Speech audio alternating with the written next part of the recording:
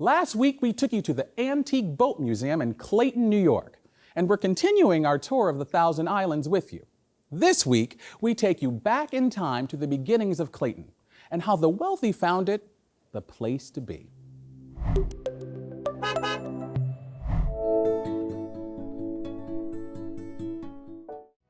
Clayton also experienced the tourism boom of the late 19th century.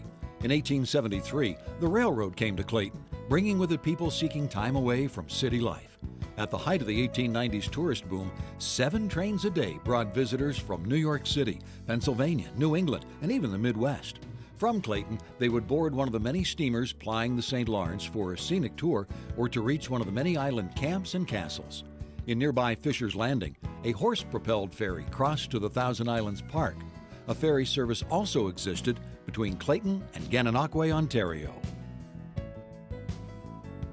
The Hubbard House began as this wooded structure before the turn of the century. The Clayton Fire of July 11, 1895 broke out in the barn of the Hubbard Hotel and quickly destroyed almost an entire block, including the original hotel. A larger brick structure and annex replaced it. The annex later burned on March 27, 1909, along with 8 other businesses and 14 homes. Other hotels in Clayton included the Walton Hotel, later torn down to make room for a Texaco station, the Dewey House, which became the Clayton Hotel and is now O'Brien's Restaurant, the Herald House, now the Thousand Islands Inn, the Potter House, which became the West End and later the New Windsor, and then burned, and the Hotel Pastime, built in 1888 and which later became the Riverview and was eventually torn down. Nearby, the Montauk Hotel was built in the 1890s on Prospect Point. The hotel was torn down and is now the site of several cottages. The Riverside Hotel was constructed in Millins Bay, and the Murray Hill Hotel sat on Murray Isle.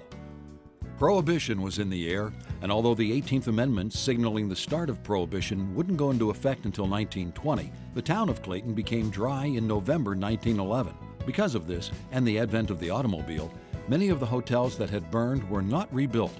Others were demolished when tourism dropped off.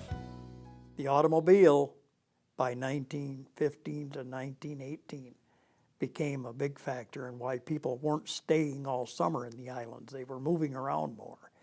And so it was a steady decline of any hotel in the area. The hotels on the islands slowly but surely went out of business by the 1920s and 30s.